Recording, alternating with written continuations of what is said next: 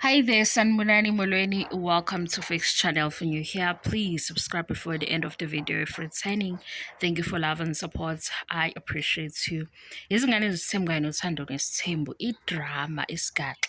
Kodwa guys, ake sidile namaqiniso. Lana alikho iside engizothi likhethe.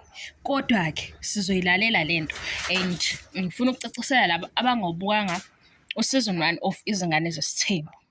Ku-season 1 of Izingane Zesithembu, after producer weZingane Zesithembu season 1, after olandelayo, guys, uzoyibona leyo nto mawubuka u-episode 1 ubuke nje ama-episodes aku-season 1 of Izingane Zesithembu. Uma sekuhamba lamagama ahambayo, uma i-episode isiphela, kufike kube khona producer angazi ubani, mase kuba khona executive producers, Musa Mseleku, Mpumelelo Msiliku. Mpumelelo ke lesikhuluma ngayo. Kule video ke sizo-addressa into enomacele phakathi because kunephuzu elibeko uMpumelelo. Angisho kodwa ukuthi wrong, ukuthi ngifuna siyibukeke lento sesebenzisana ufakazi bento eyenzekile kulezi ngane zesithembu ngesikhathi uMpumelelo noMseleku bephezulu. Kulo Zingane Zesithembu season 1 kune-episode la kwe-birthday celebration ka Lwandle. Ngalolo suku usuku olukhulu lukaLandle, but uMpumelelo ufika nokuthini, uLandle uyi-ice boy yakhe. Uba kanjani-ke uLandle i-ice boy?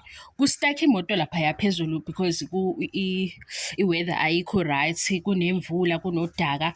uLwandle u-birthday boy kuthiwa uthunywa uMpumelelo uthi akahambe eyolanda abantu bakhe abastakile laphaya emotweni ngoba baze kule birthday celebration yaLwandle, ayenzele uma wakhe uMacele. uLwandle-ke useyafuna ngoba phela usuku lakhe isiphithiphithi singaye, usuku olukhulu lwakhe, hayibo uLwandle akasatholakali. Sebemile bonke laphayana, hayibo uLwandle uphi? Ngoba phela uyazi ukuthi usuku lakhe uLwandle uyodonsa imoto or uhambe nemoto enye ukuze ehlise abantu bakaMpumelelo beze la kunephathi khona. Hawu, useyatholakala kuLandle uMacele, useyabuza ukuthi kanti Landle kwenzakaleni? U-Abo ukhona ngoba phela lento ingu-Abo, ingoMacele kanye no-Abo. Nanokuthi-ke uma sekwenze into sizosupport iphuzu kaMpumelelo, kodwa sifuna ukubona ukuthi uqinisile ngalento ayishoyo. Uma-ke uLwandle setholakala, uMacele uyathetha, uMpumelelo abe disrespectful kuMacele. Number 1, uMacele uma wakhe. Number 2, usuku olukhulu lukaLandle. Uma uLandle engasatholakali nge-birthday yakhe, kufanele ephatheke kabi uMacele ngoba uyohlele i-birthday yaLwandle, i-birthday celebration yaLandle. Futhi uma uLwandle esenza into ekungafanele ukuthi ayenze, kufanele ebuze uMacele. uMacele useyabuza ukuthi hayibo kwenza kanjani ukuthi kube uLandle uhambe uyodonsa imoto, usuku lakhe. Asazi ukuthi uMpumelelo wa-contribute kanjani kule birthday celebration kaLwandle. uMpumelelo wakhuluma into embi, wakhuluma kabi noMacele. uMpumelelo kulo season 1 u-executive producer kanye noMsiliku. Ingane yaMacele endala after uLwandle u-Abo. Ngifuna ningichazele ukuthi u-Abo wa-reacta wathini. Social media ke lo social media sinawo, angibonanga i-reaction ka-Abo or i-post ayenza. Mhlampe kukhona into esibonayo ukuthi ugudla into eyenzeke laphaya kuyo le TV show, kuyo futhi le episode angibonanga into eyenziwa u-Abongwe ekhombisa ukuthi cha ucikekile-ke manje because phambi kwakhe uMpumelelo udelele uma wakhe ngendlela amphendula ngayo. Kodwa u-Abo wakucasukela ukuthi uMpumelelo ubhuti wakhe umenze ice boy. Nakhona-ke lapho sekuyafika-ke kwi-birthday celebration, angithi kunabantu bakaMpumelelo naye ayiphathi, nakhe ukudla. Sekukhona izinto abayidinga like ukudla, iy'phuzo, uba wayitatazela u-Abo wabenzela ukudla, wabanikeza iy'phuzo, kwaba right. uMpumelelo wayekuphi-ke lapho kulama-positions kwi-production? Ube lapha phezulu. Wakhishwa yini uMpumelelo lapho i-behavior yakhe?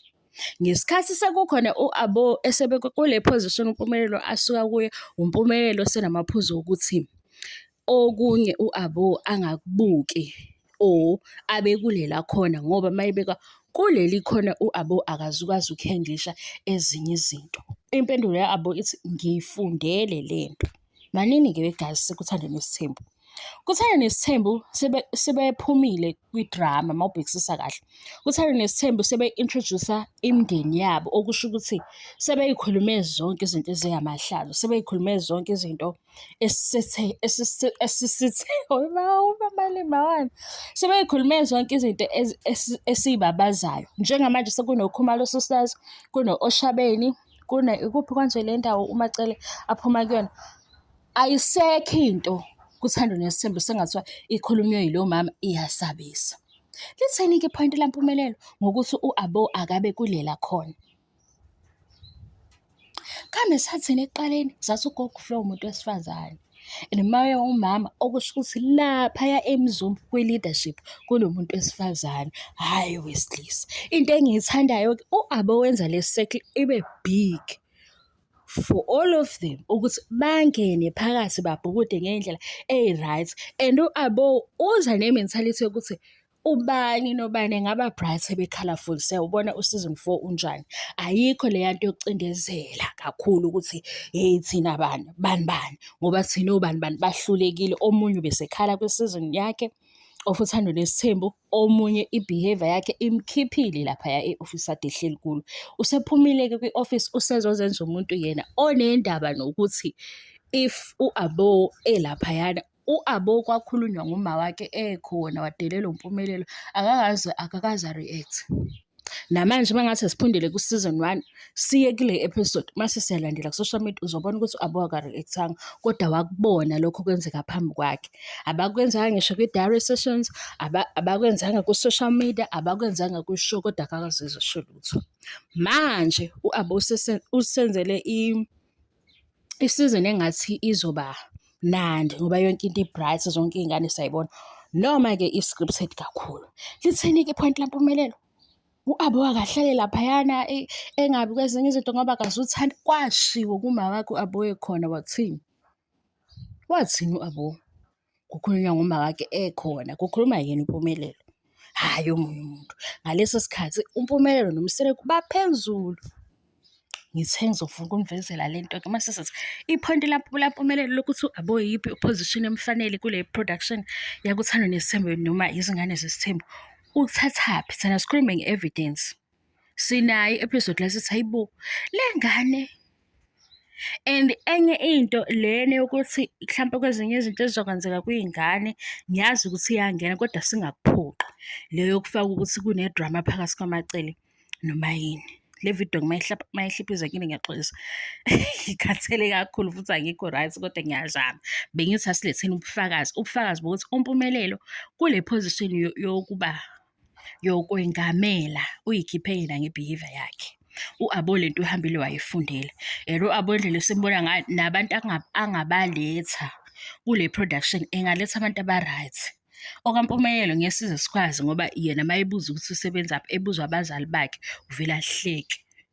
Manje asazi noma umona onomona ubani phakathi ka-Abo noMpumelelo asazi. Bengithi-ke decide-ke nawe, bye.